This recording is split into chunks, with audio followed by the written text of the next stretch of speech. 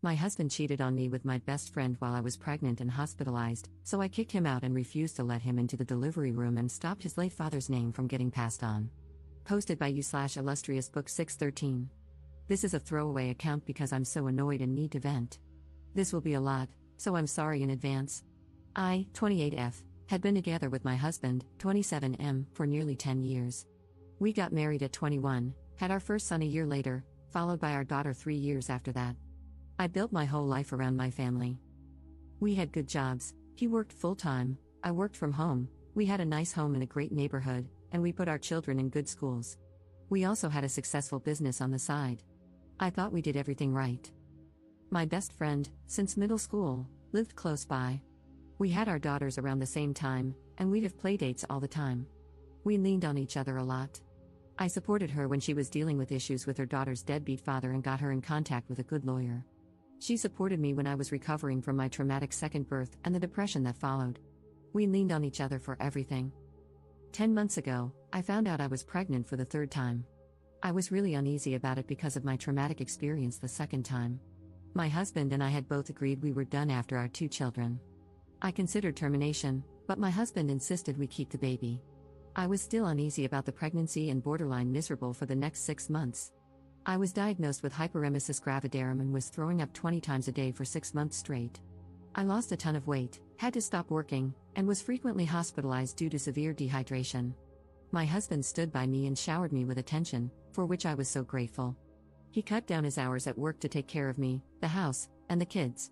My best friend frequently came to our home to check on me and help with the house. By the time I hit 6 months, the hyperemesis gravidarum had decreased a lot, and I was almost back to myself. One night after a movie night with my family, my husband and I were getting ready for bed. He fell asleep right away, and I quickly checked on the kids before climbing into bed. His phone was vibrating like crazy, so out of genuine curiosity, I unlocked it. We used to do this a lot when we were younger, so I didn't think too much of it. I was already sitting in bed. I saw frantic spam messages from my friend. One of them said, "Please come over, I need you." Another said, "I know I shouldn't be messaging here, but I miss you, and come over when she's asleep." I think I sat there in a daze for nearly 5 minutes. I cried quietly, and suddenly, all my fatigue was gone. I scoured his phone looking for more. I found emails and DMs from them, even using apps like Kick to Message and pictures. But the worst part was finding out that my husband had left me in the hospital with my mother one time while he went back home, where my kids were being babysat by my friend, and got intimate with her in our bedroom, with our kids in the house. The next morning, I confronted him and kicked him out. I filed for separation shortly after. For the next 2 months, he begged for forgiveness, then shifted to complaining and insulting me, saying I wasn't letting him see his kids or stopping him from going to doctor appointments with me, which I was. Months earlier, we had planned who would be in the labor room, my mother and husband. When I was 35 weeks pregnant, he called, questioning the labor situation. By this point, he had moved in with my ex-friend shortly before the call. I told him no, and he got very angry. Many of my in-laws and family members told me to put our differences aside for the baby. I still said no. I gave birth to my son with my mother and sister present, and didn't regret my decision at all. After my second traumatic birth, I just wanted to make sure this one was as stable as possible, which it was. We were going to name our child after his father, who had passed away. I initially agreed to make him happy but later changed my mind and picked a name I had always loved since childhood. This aggravated him even more. Am I wrong for doing that? I'm being guilt-tripped by so many people right now. All I want is for everyone to leave me alone so I can focus on being with my kids. Edit.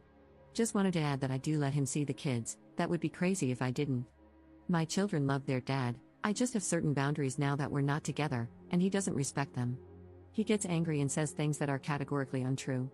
He got to meet our newborn son just hours after I gave birth. Update 11 months later. So, I'm back after nearly a whole year. I completely forgot about this post because I've been so wrapped up in other things. My baby just turned 1 today, and after celebrating his birthday and Christmas with my kids, it finally hit me, this is my new reality. First off, my ex-husband and I finally went through with the divorce proceedings. I had been holding off during my pregnancy and early postpartum period to avoid added stress and to carefully plan for my children and myself. I was awarded primary physical custody of our children. Their dad visits once a week, and the 2 older kids, 7 and 4, spend every other weekend with him. My youngest will start doing the same in a couple of months, which makes me nervous. He's especially clingy with me, all my kids are, but my youngest has really only known me as the most present parent. One of the main stipulations in our custody agreement is that my ex's affair partner is prohibited from seeing the kids. My poor kids have been confused enough by their parents' sudden split, and I didn't want them even more confused by seeing their aunt, who is supposed to be mommy's best friend, with their dad. It was deemed emotionally detrimental in court. As for the baby's name, he's been so bitter about it. I think he's still annoyed. His side has been trying to convince me to change the name to something we'd both like, especially after the divorce was finalized. But it's been a year now, and the baby quite literally responds to the name I gave him, so I'm not going to change it. He was also unhappy with the child support payments, among other payments, and asked for some revisions. One main thing he wanted to change was the cost of our kids' school tuition. He pays for their tuition, which he felt was too much and too harsh. But the court stuck with the original payments. As for my ex-husband and ex-best friend, they continued dating. I found out that they had started seeing each other a month into my third pregnancy. They had actually slept together during my second pregnancy but didn't pursue a relationship then because, as they put it, they weren't ready to ruin things and didn't want to hurt anybody. My ex's side has been very supportive of their relationship, even inviting her to holiday gatherings like Thanksgiving or other family holidays. Because of this, my kids don't go to these events very often. After this whole fiasco, I'm coming to the realization that perhaps my ex's side never really liked me all that much. But that's okay.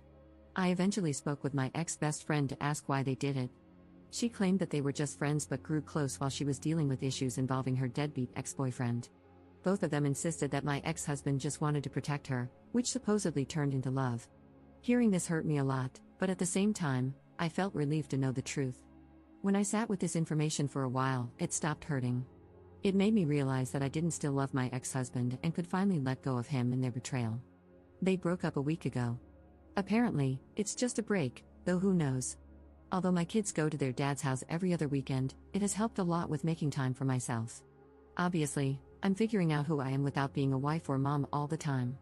In many ways, I find what happened to be a true blessing, which is why I'm no longer angry. As for me, I've been seeing someone. It hasn't been very long, nor is it that serious yet, but we get along great.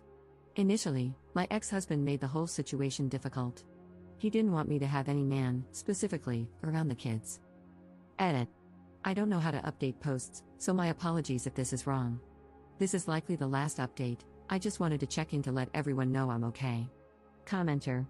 Good job, and never let that snake friend back into your life, even if she comes crawling back. Ops response.